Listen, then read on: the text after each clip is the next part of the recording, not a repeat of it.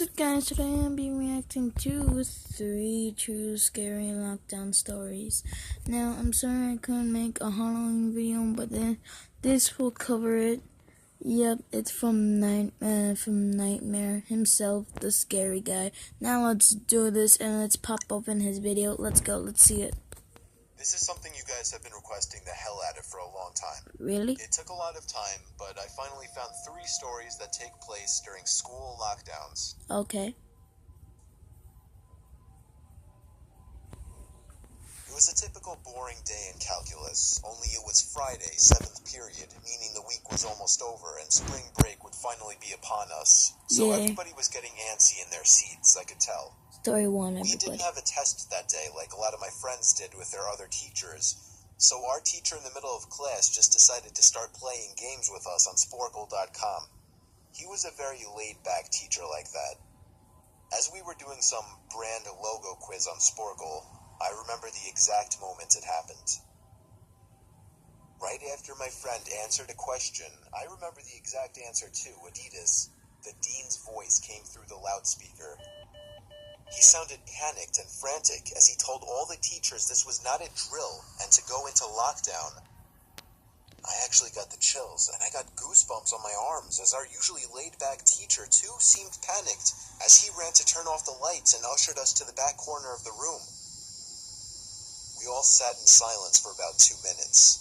And then the usual buzzing that came from a panel in the back of the room ceased, indicating that the school must have cut all the power. Guys, I'm actually right. We all looked at each other, realizing this must be serious.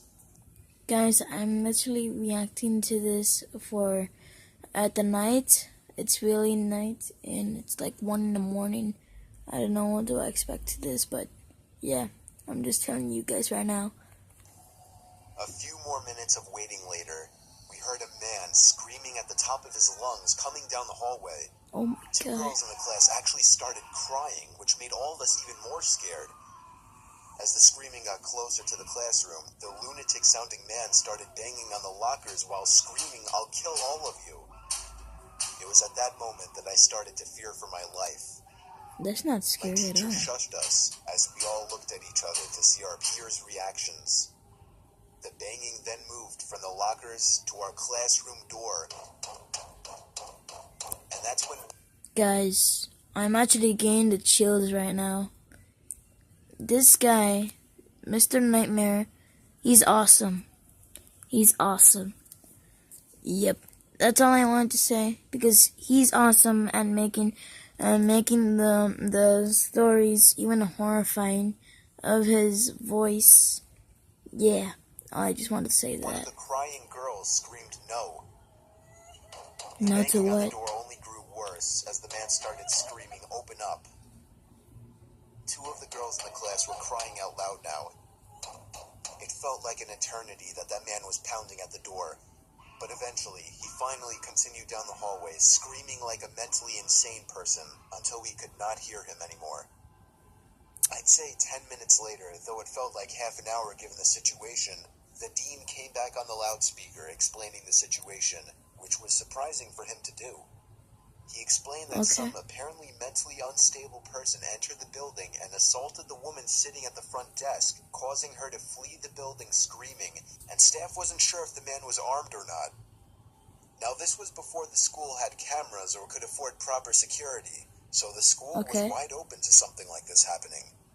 The staff had done a sweep of all the hallways and classrooms and couldn't find him, so the dean instructed the teachers to resume teaching, but to keep all the doors locked and to not let any students leave for any reasons. The most disturbing part, however, is that one of the janitors working the night shift found the man sleeping in one of the storage closets near the back end of the school, and according to rumors that were spread by my peers, sticking out of his pocket was a .44 Magnum. The janitor must have done something stupid to wake him up, for example, leaving the closet door open, because by the time a police officer could arrive on the scene, the man was gone. My entire class, as far as I know, to this day, has no idea if this man was ever found, but I like to think that right now, he's being given the proper help that he needs. Okay.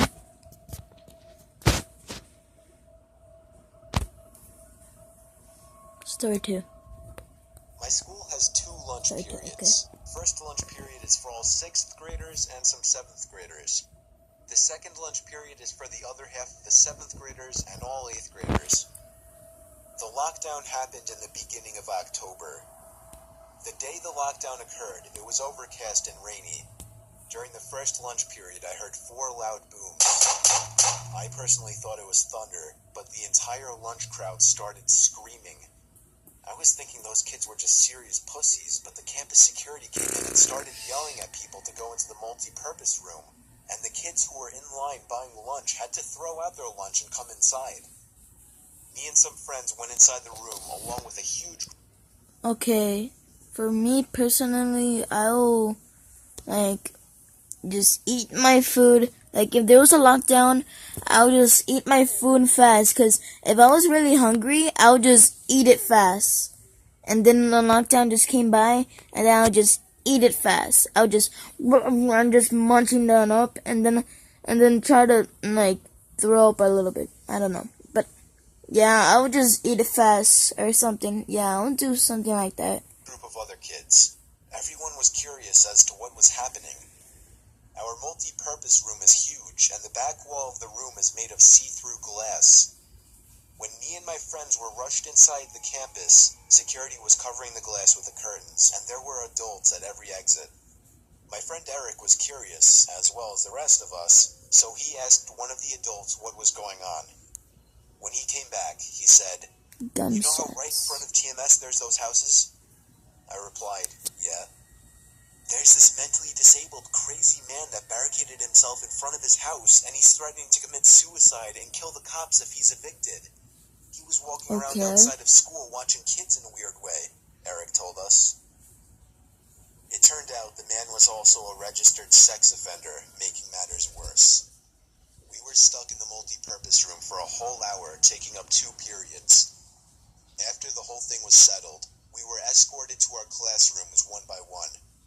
I later found out that the man lives next to my friend Brandy, who told me about the previous Halloween when she saw the same man at his window cutting his arm and writing in his own blood, "Don't come here or I'll kill you," on his window.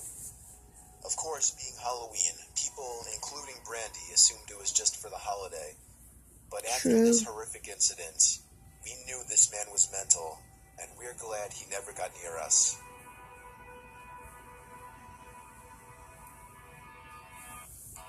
Story 3.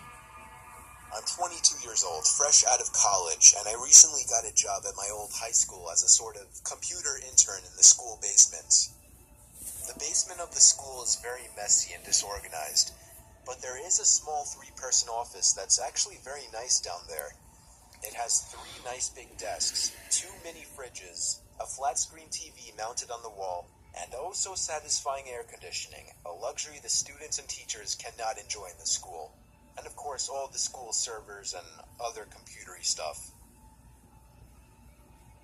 I got the job because 3 of my old computer teachers flat out adored me. I could actually consider them as real friends, not just teacher figures, so they all helped tremendously in landing me this job. It's been great, until something that happened a few weeks ago. My 2 co-workers that shared the office with me, Dave and Gary, weren't in the office at the time. They were upstairs working on papers or whatever. I was eating my... Wow. Wow. Okay, I'll just... It's my parent. My mom. Sandwich during my lunch break when I got a phone call from one of the women in the front office telling me the school was on lockdown and that somebody, possibly armed, had entered the school. There wasn't much that I could do other than turn off the lights because, surprisingly, as nice as this little office was, it didn't have an actual door to it, just a big opening, and the door to the whole basement didn't even have a working lock. For my own safety, I did turn off all the lights in the office and my computer screen.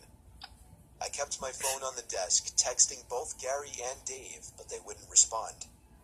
I sat down there in the dark, playing games on my phone for like 20 minutes, waiting for the call from up front to tell me to resume working. I had no idea what was happening. I couldn't hear what was going on upstairs from down here. but I was not allowed to make any calls until I was informed that the lockdown was over. Then, the noisy basement door opened. As the creaking echoed across the basement and into my office, I sat up from my seat, wondering if I should call out Gary or Dave. I was eager to get some info from them. Someone then came running down the stairs, and their footsteps were approaching my office. I pushed away my chair and crawled under my desk. Somebody entered the office He but crawled. did not turn on the lights. There was just silence. I That's can't creepy. even describe the fear I was experiencing. I felt like if I made one sudden noise, I'd be a dead man. Suddenly, my phone dinged as I got a text message. I felt my entire world shrivel up and die at that one moment as I clenched my teeth in fear. Footsteps suddenly moved closer to me until I finally dove out from under the desk in capitulation, begging whoever it was not to kill me. And just then, someone grabbed my arm and pulled me up. It was some guy in a red plaid button-up, jeans, and a reddish-black cap.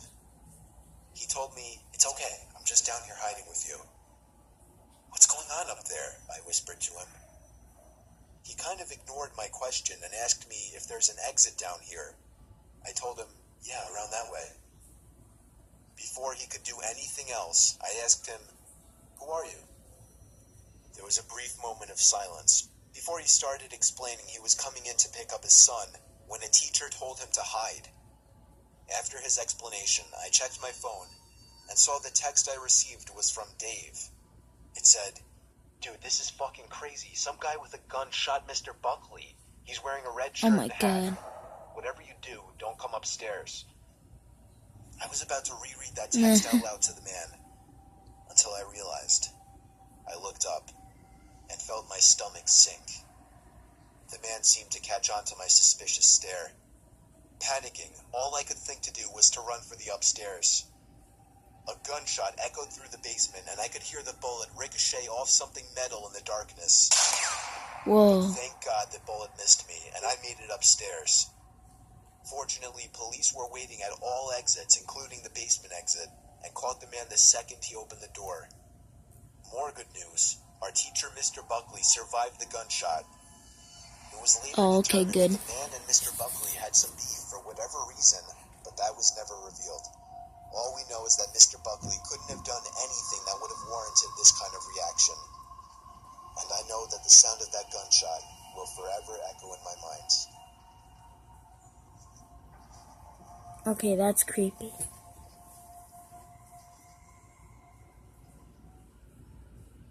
Okay, guys, that was the end of the video. That kind of creeped me out a little bit. Alright. No, don't see this in 1 in the morning because I'm about to go to sleep. Alright. Bye!